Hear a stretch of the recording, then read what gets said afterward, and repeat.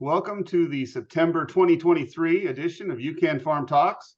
On this video podcast, as many of you know, we talk to people from the agriculture industry about topics that are important and relevant for new and beginning farmers and ranchers. These are short, focused, live, online video podcast conversations. They usually last 20-30 minutes.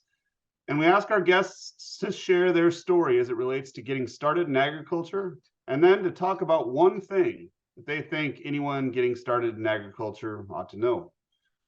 For those tuning in to the live event, the live Zoom event that's going on now, we will have our usual brief Q&A after the initial conversation. So please submit your questions into the live chat window, and I will pick a couple of them, ask them at the end.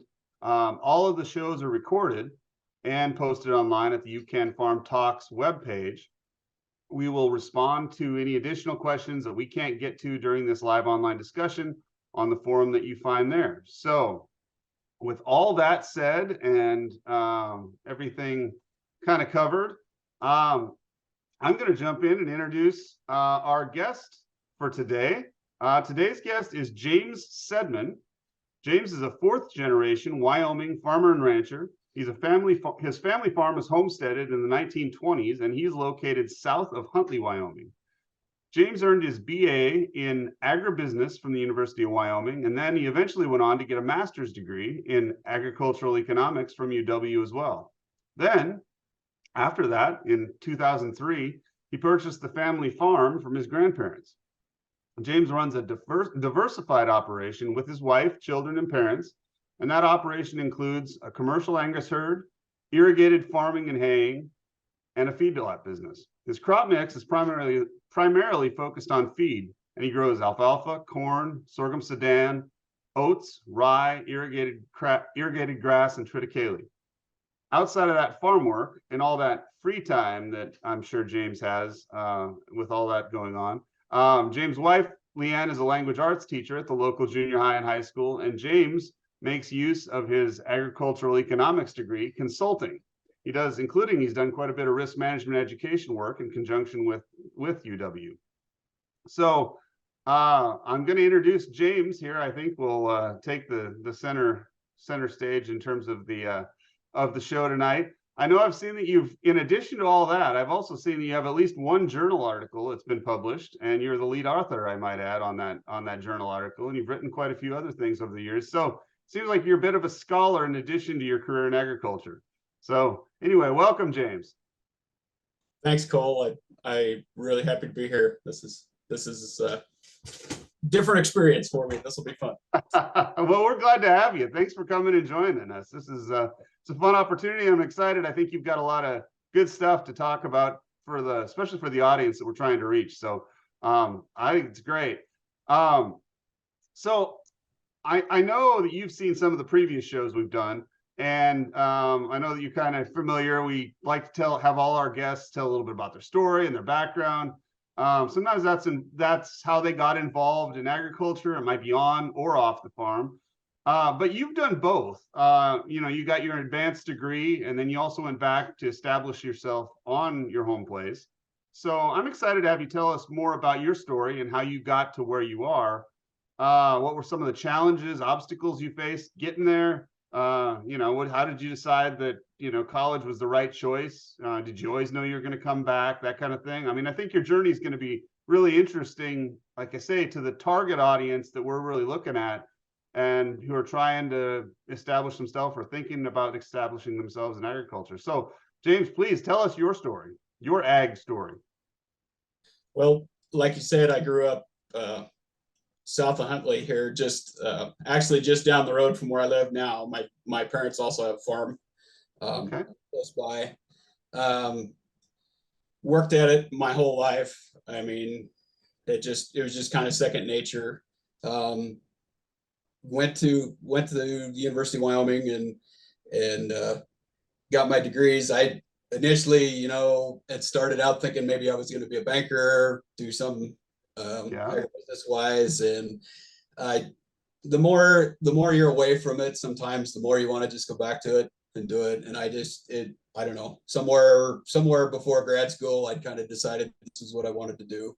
but my parents were pretty insistent about, get as much education as you can while you can, and always have a backup, and that's pretty much where we started. I just kind of had gotten lucky. My grandfather had decided to sell the farm when I was in grad school, and one or two deals fell through before I came up with the financing. He had actually had contracts with other people, and they didn't work out. And it actually kind of a little divine providence. Your financing comes through in time, and you get what you need when you need it sometimes. But that's Preparation meets opportunity, and you're ready to go, huh? Right. Yeah. So wait, 2004 was probably not the greatest year to start farming here, because it was one of the most brutal drought years you could have. It was terrible. 2-3 inches of rain and maybe 30 days of irrigating water. So it was tough. So I jumped in right in the middle of the fire. So you kind of for good or bad, that's how it worked out. But like I tell everybody, we survived it. So we try to move forward. So that's a good way to start, right? It's not, you might as well start with hard, and then right. You're not going to have any unrealistic expectations. Yep. You get an idea just how bad it can be sometimes. But and you continued and built from there. Yeah, I got married the next year. I kind of got lucky too. I fell into working with John Hewlett through the university, so got to do some consulting just with the risk management side of things, and learned a lot along the way too. Learned a lot more about crop insurance than I ever dreamed I would, probably. But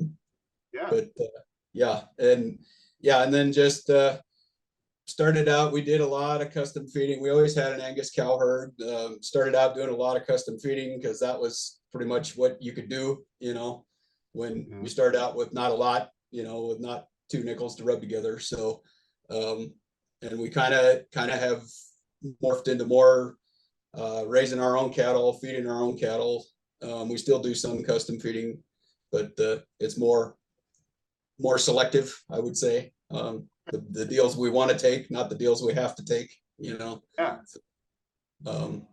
Did you build your herd in part doing the custom feeding to help you kind of grow your existing herd, or was that always? Yeah, it was a way to start.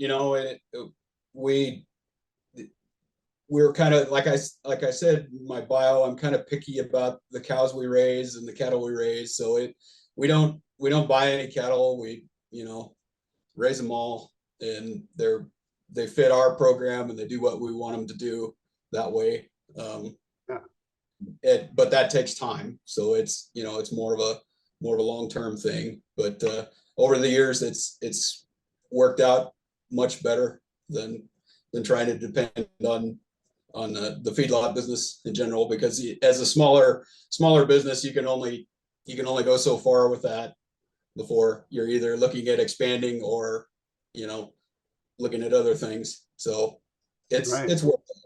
So yeah, you've managed quite a few things. It sounds like different enterprises going on. As I mentioned, you're diversified. You've got several things, and I think you've taken a pretty intentional approach at how you wanted them to fit together, and it sounds like it's been pretty successful along the way. Right. Yeah, I mean, it's not that we haven't had our challenges, and everybody has their train wrecks at some time. You try to learn from them and move on and do better the next year. Yeah. No, it sounds like an interesting. I could probably ask you more and go on that, because I think it's pretty interesting, backstory about how you got going. But I guess kind of moving in is, I also want to hear a lot about your about the, we call it the one thing. So of course, the main purpose here is we like to have everybody talk about one thing. Of course, there are lots of things that anybody who is involved in this could think of lots of things, and so we always really make everybody focus it down to one thing that the new and beginning farmers need to know or keep in mind or be thinking about or whatever it is as they're getting ready to try to do this? And it'll give people food for thought on and some really good advice we've found over the various shows we've done in terms of starting an agricultural operation or getting into agriculture. But based on our previous conversations and your background and expertise, I think you're going to have some really good perspective to share and some insights for our audience. So we ended up titling your thing Long-Term Perspective, and I'm anxious to hear about it. So James, go ahead and tell us about your one thing for today. Well, like you said, it's long-term focus. When I look back to when I started, a lot of the decisions I made were, I would say, not thinking long-term, not having a long-term either plan or perspective on things. You're just, and it's hard as a new producer. You're excited. You're looking at lots of things to do, especially this part of the world. You have lots of different things that are tugging at your time, and you get caught up in the day-to-day stuff when you need to. One of the best things I can tell new producers is to do as much long-term planning as you can. Have some good achievable objectives and goals for your operation, whatever that may be, whether that be if it's livestock, if it's crops, if it's something specialty. Think about where you want to be in 5 years, where you want to be in 10 years. Make them realistic, and know that this business, no matter what you do, especially in Wyoming, you've got to have a long-term focus, because in the short term, if you're chasing from year to year, trying to grow the best, what you think is going to be the best crop, or whatever livestock enterprise you think is going to work that year, you're already behind. You need to have a long-term plan for what you want to do and stick with it, because you'll be prepared from a risk management perspective. You'll be prepared better for challenges, and you'll be prepared better for opportunities. I think you'll be there when, for instance, like now, when the cattle market is scorching hot, if you're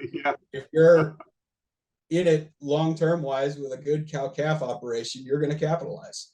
But you've got to endure probably some down years in the meantime, and not look at selling in the downturn. You don't want to be, it's the old cliche, buy low, sell high. Well, you don't want to do the opposite either, So for me, that's been one of the best things, is to look at things from a long-term perspective, be where you want to be, whether it's with our farming, whether with our cattle operation. From a long-term perspective too, you want to make long-term relationships. I mean, it's incredibly important for us to have a long-term relationship with our bank, with our suppliers, with our customers, with our neighbors. You want to be somebody that people can rely on, and the more long-term focus you have, I think the better off you are in those respects. I mean, especially in the down times, because there are always going to be some down times. The more long-term relationships you can build with people, the better prepared you are to deal with the bad times. And that's like we find in a lot of these things, it seems like the kinds of things that make for successful agricultural operations and agricultural operators, a lot of the same things that seem to work well in life across a lot of things. I mean, the idea of that consistency and being dependable and long-term investment. So it makes a lot of sense that making those investments in the long term in agriculture works as well. You see it, you see those established producers that do well for those reasons. So Yeah, I mean, that advice rings true, I think, to people. Right. That's some of the best advice I've gotten over the years is find somebody that's doing it well and pick their brain on everything you can. I mean, you want to feed off of successful people, because even if you can take one thing away that helps you, the best, that's the best, one of the best things you can do.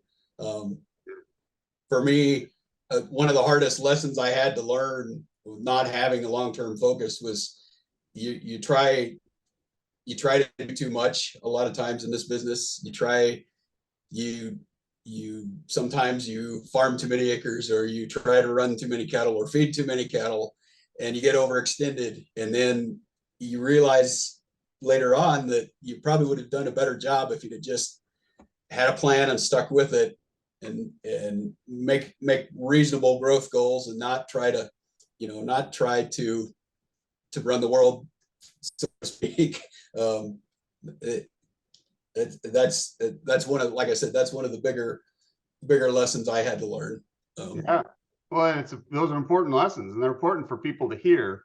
I think especially people that are listening to this, trying to decide how to go about things like that. I know another thing that you mentioned in previous, some of the previous stuff that we talked about, was debt, and how to use debt, and how to sort of the role of some of the debt, in that it's not, in other words, that it's not, taboo, but you kind of have to think about how to manage it. So I don't know if you had anything you wanted to add on that. I think it falls right in with a long-term perspective that you need to, especially now with the way interest rates seem to be going, and Yeah. it's tough. I mean, we've all been so spoiled for 20 years that it's been really easy to get low to no interest on a lot of stuff, and it's not there a lot of times anymore. So people are going to have to be a lot smarter about how you use debt, what you spend that debt on, whether it's equipment, whether it's livestock. You got to have a pretty good plan going forward on how you're going to use it, because I think it's going to be really easy to get into trouble, especially variable rate stuff at this point. I mean, it a lot of times it's a necessary evil, but yeah, it's going to take some actual planning. And as a new producer, that's one of the things you tend to neglect a lot. Like I said, back to the day-to-day stuff, you're trying to get this done, you're trying to get the chores done, you're trying to feed, you're trying to do all this stuff, but you've got to take time and to map it out where you want to be. One of your previous guests, the financial statements, having a focus on financial statements long term, that's extremely important. It's a good way to set yourself and to know where you're at, before something bad happens. Yeah. Yeah, it's easy to think that you have no choice but to just follow your plan, and if it needs more money, then you borrow more money, or whatever it is that, but as you said, bringing in that, having the plan, you at least know where you are, and whether that's gonna work in a longer context rather than just sort of shooting from the hip. Right. And you're better prepared that way for opportunities that do come along. You're more apt to have an idea of what's going to work for you, and not dive into something that's not more of a fit for what you want to do. Whether, like I said, whether that's cattle, whether that's crops, hay, any of it. I mean, yeah, no, that's good. Well, actually, that ties in. So we're getting kind of a little later, and I don't want to miss. And that ties into a question that I had. So I had one of the Q&A questions submitted. So let me ask you, it kind of fits into what you were just talking about. So, your long-term relationships are important. Sometimes economics suggests your business needs to move forward. So how do you handle in that time where you do maybe move forward? How do you handle renegotiating the relationships you have, making those changes, I think, without burning bridges as you move forward? Are there any secrets to success to share on how to best do that? I think it's pretty simple in that you have to be honest with people, and straightforward. Mm-hmm. And back to the financial planning aspect of it, you have to know where you are financially and what's going to work with you. And yeah, it's tough to not deal with somebody that you've dealt with a long time, but you have to be willing to move forward as well. I agree. The best thing I think you can be is to just treat people well and try and be honest and upfront with them. If it doesn't work with you, if it doesn't work for you, make sure that what you're moving into is going to fit with your long-term objective too. That's, I get nothing earth-shattering on that, I guess, but I have been in those situations where you like an input supplier, but if they're just not consistently where you need them to be, you have to move on to somebody else. But sometimes that's the best thing too. So sure. No, that makes a lot of sense. You know who you are, and you've done that planning. It's probably a little easier to make those decisions. So no, that makes a lot of sense.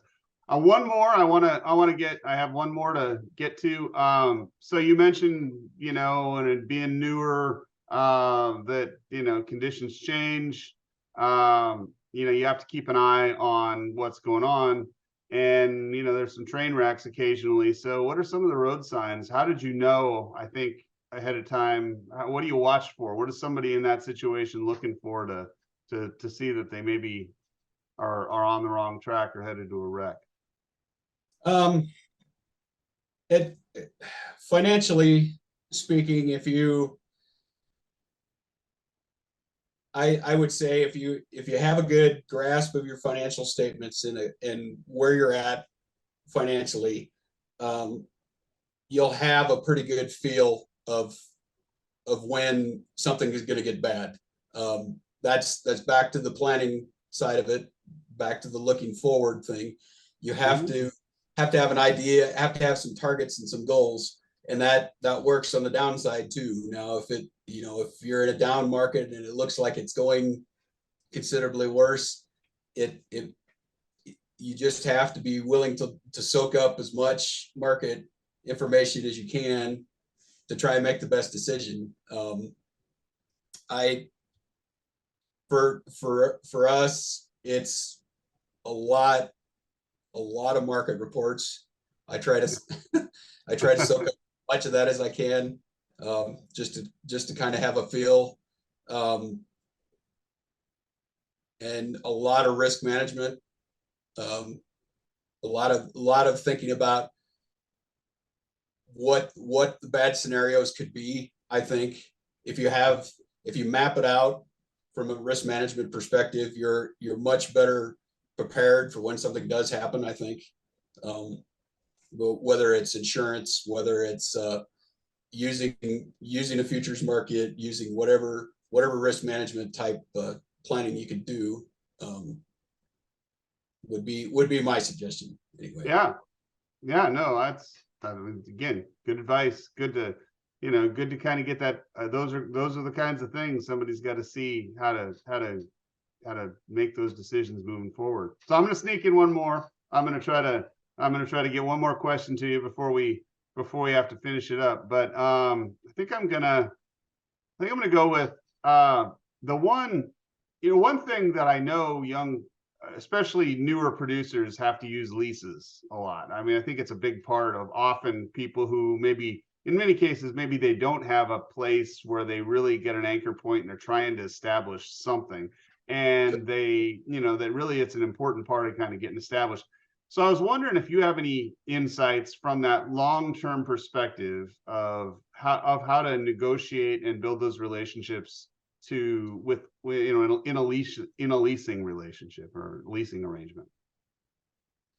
I think it takes a lot of work and a lot of time to get to the point where, and as a new producer, that's probably not what you want to hear to start with, but you've got to be somebody people can trust, and you've got to have an idea of what can work in your operation. For me, the leases I look at, I want them as long a term as possible, that we can that the landowner and I can come to an agreement that it's in the best interest for both of us to say 5 years, 10 years, as best with whatever renegotiation points people want for price.